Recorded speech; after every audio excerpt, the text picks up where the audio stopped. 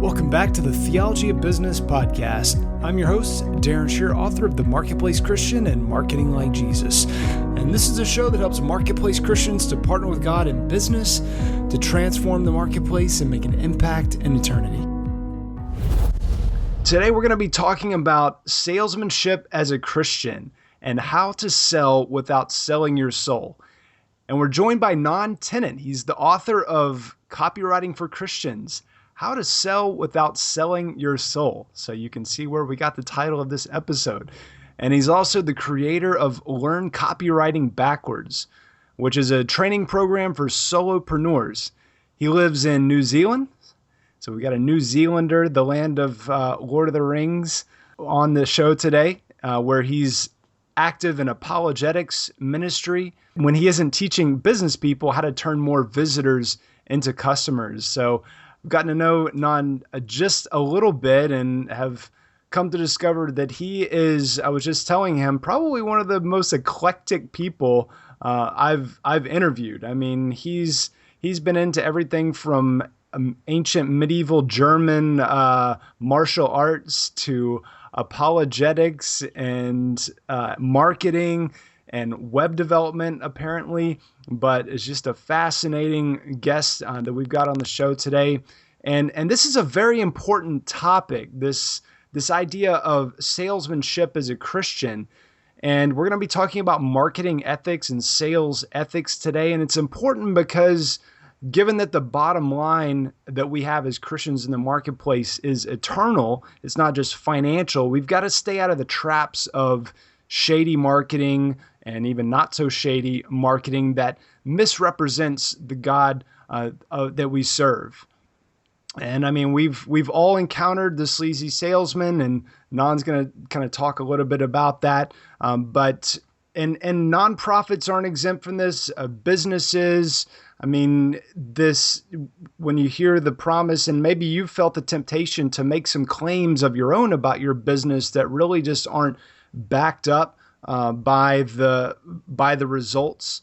And so we're going to be talking about how to stay out of some of these traps and how to market in a Christ-centered, Spirit-led way. So Bnonn, welcome to the Theology of Business podcast. It's very good to be here. Thank you. Well, tell us a bit more about your background and what inspired you to dive into this topic. Well, I guess I'll start reasonably close in history because otherwise it could go on for a while. But my background is I worked in IT for a very long time on a help desk, and eventually that more or less destroyed my ability to have relationships with people at all.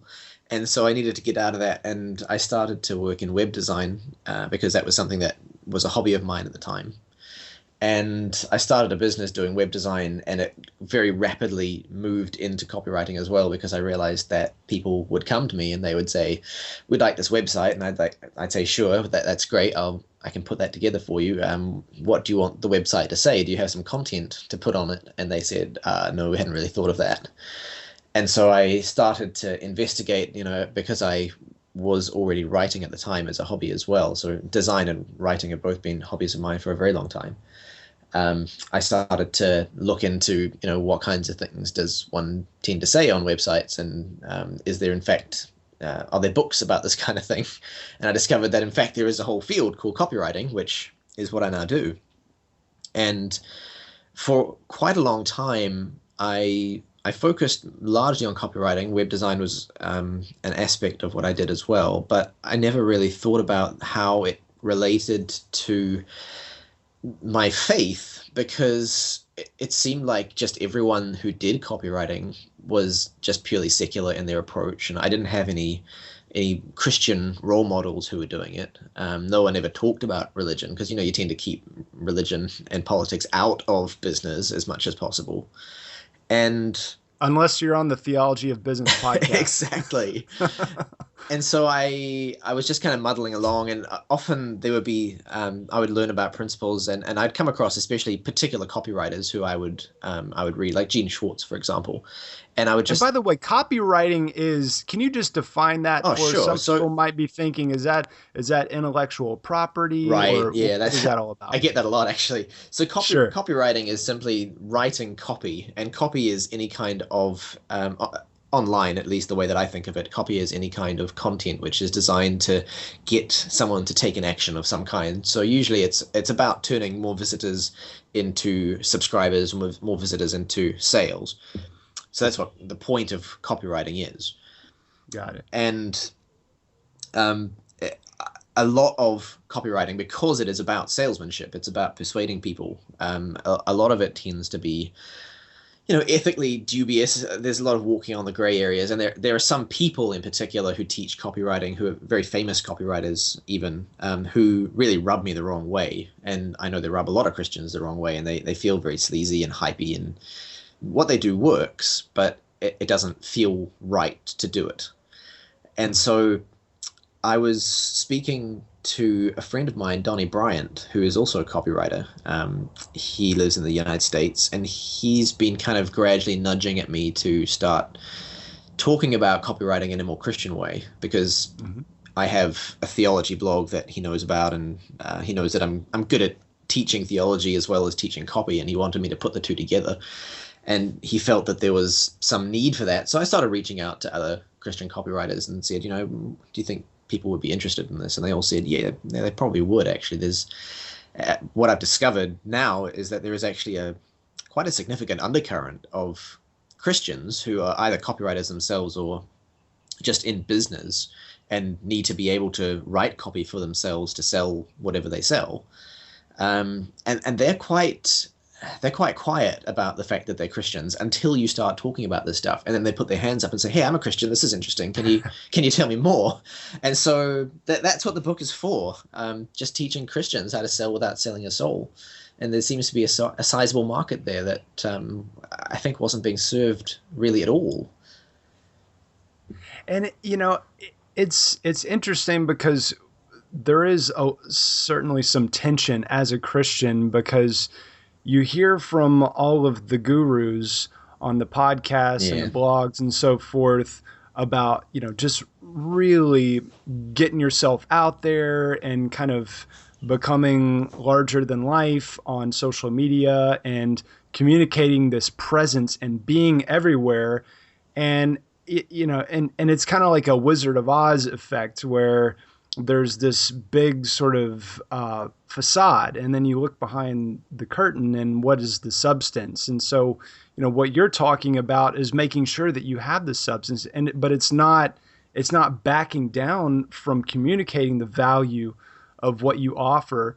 But at the same time, we can deal with a lot of the guilt of, well, do I really offer this kind of value? Am I really able to deliver on these promises? Because sometimes we don't meet customers' expectations, and yet we're supposed to, in our copy, communicate that, like, we're not saying that, P.S. sometimes we don't meet our customers' expectations. Like, where is that going to be in a letter?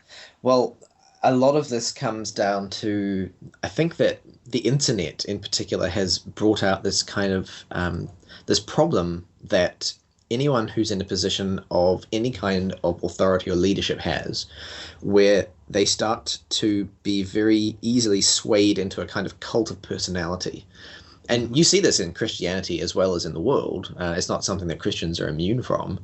If you start to develop a following, you have a tendency to get surrounded by yes men, and you have a tendency to start thinking bigger of yourself than you necessarily should.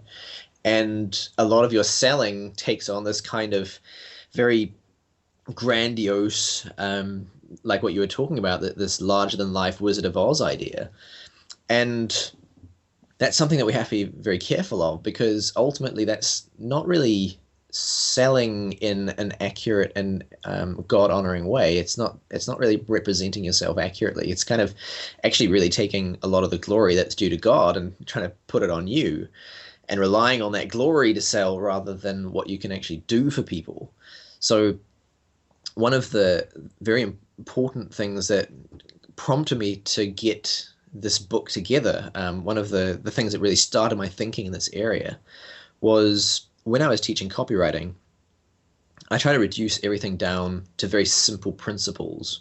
So I essentially say, what can we do to reduce copywriting down to the smallest number of principles that you can actually build everything up from? Because once you understand those principles and master those principles, then anything, no matter what it is, even if you haven't done it before, you can put the pieces together. And so I had three principles, which were clarity, contrast, and connectivity. So I had the three C's. So you have to connect with your reader and have these ideas that work with what he is interested in. You have to be very clear about the way that you present yourself, and you have to also contrast with what other people are saying so that your reader will pay attention. And obviously these work out in more complicated ways than I'm explaining now, but when I started to talk to a lot of my students, the ones who were most particularly saying things like, I keep reading your emails rather than the guru's emails because your emails are the only ones that seem, on the up and up. They're the only ones that seem like a real person. All the gurus seem really sleazy or hypey, and I can't take them seriously. They don't seem authentic, all that kind of thing.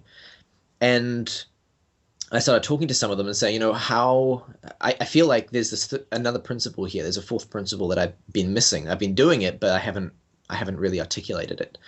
And so I came up with a fourth C, which is candor. And essentially, my idea is the whole point of being a leader of selling is that when you sell, you have to be frank with whoever you're selling to.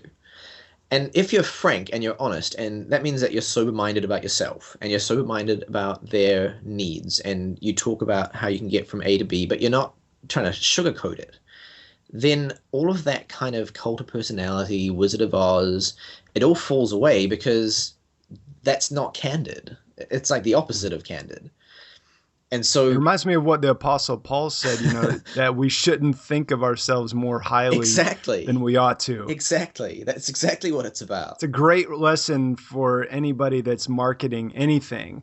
And, at the same time, you said in your article and also in the book that copywriting is a natural advantage for Christians. And I'm sure that somebody is listening to this thinking, well, I feel like Christians are at a disadvantage because we have the moral compass to make sure that we're at least going to feel guilty and shameful if we start making ourselves out to be something that we're not, or, for example, telling people that this is that we can never make this product again, or that this sale. I mean, I used to live in New York City, Bnonn, and I can tell you about stores that I would walk by, and every time I would walk by the store for years, there were signs all over the front of all over the front windows that said, "Going out of business sale. Everything must go." This was for years. That's right. Going out of business every day. Closed. Because they were trying to. So if you're a Christian, I mean, are we not at a disadvantage? I mean, you say that we have a natural advantage.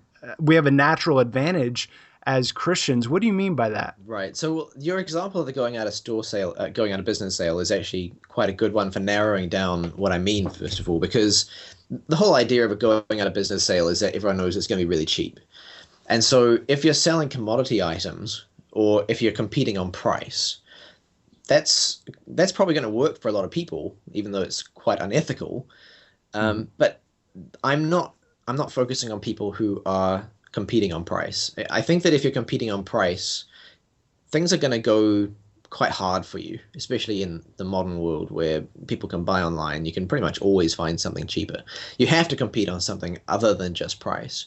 But I'm really focusing on people who are selling their own services, or they're selling something which is like I've got a customer who sells jewelry, for example. So she makes handmade jewelry. So it's almost a service. I mean, she's selling a product, but she's making it herself. It's her own time that goes into it. So I'm talking to people like that, people who are able to actually, first of all, when their customers come to them, their customers are buying an outcome, but at the same time, their customers are also buying them. So, you go into the supermarket, you're looking for some yogurt, and you're not buying anyone, you're just buying the yogurt. But if you go into an architect and you're looking for a house, you're also looking for an architect who's going to understand your needs. He's not going to, laugh at you for not knowing how houses are built. He's going to walk you through the process. He's not going to be too expensive, but he's also going to be honest and give you good advice, all those kinds of things. There's a lot that goes into choosing someone who offers a service, because you don't just want the service, you want the service with the person. And so essentially my thesis was, when you're doing this, what your customer is really looking for is someone who can lead them to a vision of the future that they have. So you go into an architect and you have a vision of the future where you have this particular house, and you want someone who you can rely on to get you there. And you want someone you can rely on to get you there in a particular way, someone who isn't going to make that road difficult or more bumpy than it needs to be. Someone who's really going to actually lead you, like be a good leader to you. And it's not that you're giving them authority in the sense that the Bible speaks of leadership. So, they can't actually tell you what to do. They don't have that kind of authority, but there's an analogy there. They're a leader by analogy. And so because they're a leader by analogy, all of the things the Bible says about leadership start to become very relevant to the whole process of selling, the whole process of how you present yourself, how you talk about the ways that you can achieve the vision that your customer wants. And I think I might have been particularly sensitive to this because I'm in the process of being moved into eldership in my church, but it's been a slow process because I'm quite young and all the rest of our elders are quite old, I think is one of the main reasons.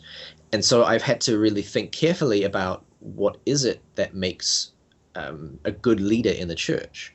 What kind of qualities do I need to be cultivating? What kind of things do I need to be doing to show people that I am actually able to take on this role? Because we have people in the church who aren't sure, and we have other people in the church who really want it. So there's this tension here, and I'm in the middle of this. I need to sort this out. And so I started to be very aware of the kinds of qualities a leader needs to have. And as I was thinking about these things, I was sort of almost subconsciously putting them into my sales, into my copywriting. And I started to think, I'm doing the same stuff here in copywriting and salesmanship, and this is what I've been doing for a long time, that I'm supposed to be doing in the church itself. And if that's the case, then maybe that's something that other people want to know. Maybe that's a good way of looking at it. Maybe that's something that other people would benefit from learning, to put it into that paradigm. And to think of salesmanship as something where you serve your customer, where you don't sugarcoat things. Often leadership does involve tough love, but at the same time, you're not trying to be all grandiose. You're not trying to hoodwink your customer. You're really doing everything for his best interests. Yeah. So the case that you're making, from what I hear you saying, is that the reason why Christians have a natural advantage is because we're called to be shepherds, and we have the good shepherd to follow as our example. Yeah, we have the perfect role model. Right. And so whether you're writing a sales letter or you're doing a sales presentation or you're just doing life with your customers, the process of leading them toward that next commitment, whatever that next commitment is not like driving cattle. It's like leading sheep. People say, and you might feel like sometimes your customers are like sheep. Like, why won't they just do what I tell them to do? and people, I've heard pastors say, sheep are some of the dumbest animals. Well, that's not the case at all. From what I've understood from actual shepherds is that they're very smart. It's just that you can't drive them like cattle. You have to lead the sheep. And so I think that's what I hear you saying. And that's kind of the takeaway for me, is that as a Christian, I need to look at the good shepherd and how the Lord leads me, and then apply that toward me. As long as what you're offering, and maybe you could talk a little bit about this, about that conviction of the value that you're offering, because I think that's where a lot of Christians kind of miss it, or they think that their Christian faith is sort of a liability to their ability to make sales because they can't exaggerate things and without feeling convicted about it. But what would you say that would really motivate somebody if they have something that they know people need?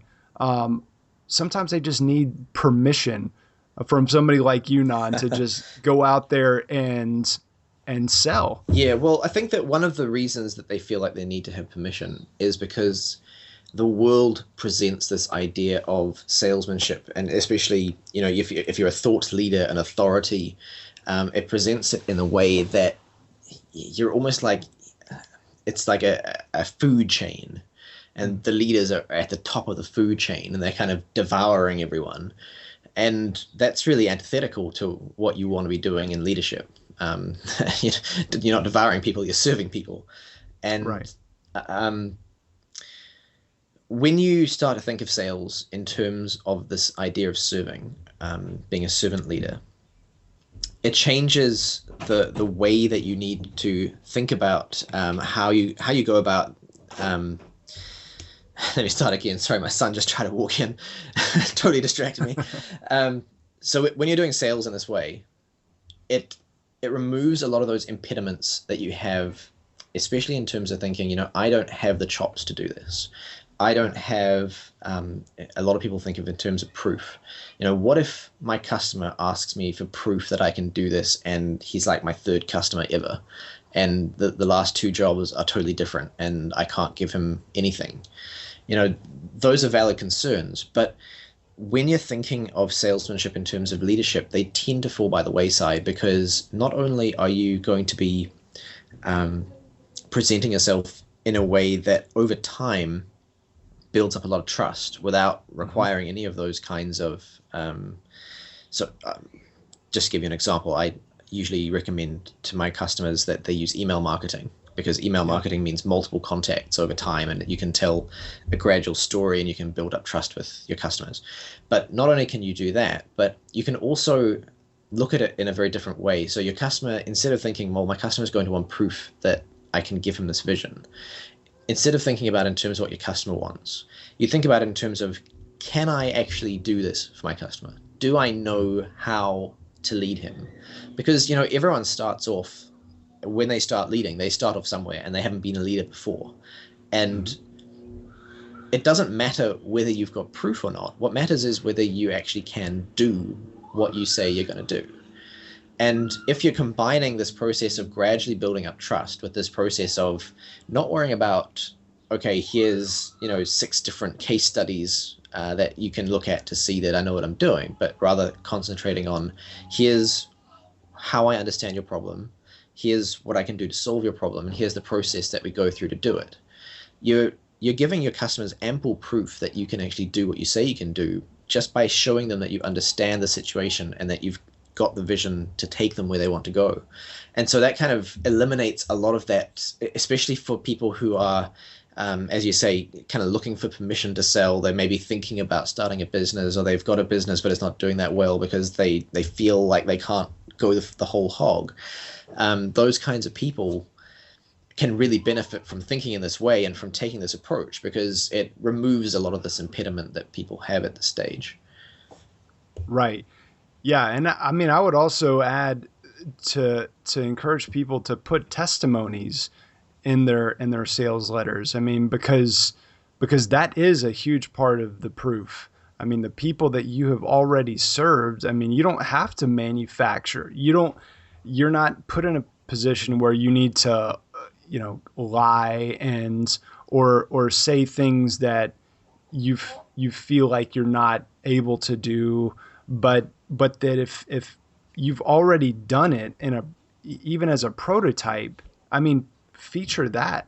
I mean, is that the kind of thing that you encourage your clients to do, is to share those testimonies? Yeah, definitely. And if you've even done like one job, and it could be a job for a friend. I started off my business. My first client was a friend of mine who runs a data recovery agency, and he needed a new website, and I made him a new website.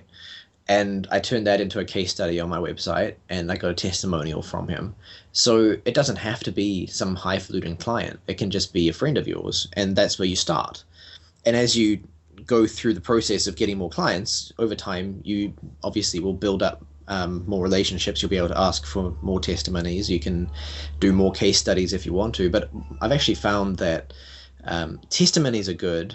Case studies, unless you really want to use that as part of your whole email sequence, because I always think in terms of email sequences, unless you're going to use it as part of your email sequence, and you certainly could, but I haven't really done that, and I haven't really felt like I'm lacking it. I think that it's much easier to work testimonials testimonials into emails and sales pages than case studies. And one way that I often do that is, rather than putting them down the side, you've probably seen a lot of long sales pages that have testimonies all the way down the right-hand side or the left-hand side. Sure. Often they're like video testimonies and stuff, because obviously if it's on video, it's less easy to fake and so on. But what I often do in order to work with this idea of leadership is, when I write sales letters, sales pages, I write in a very conversational style, a lot like the way that I write emails, because I try to maintain consistency there.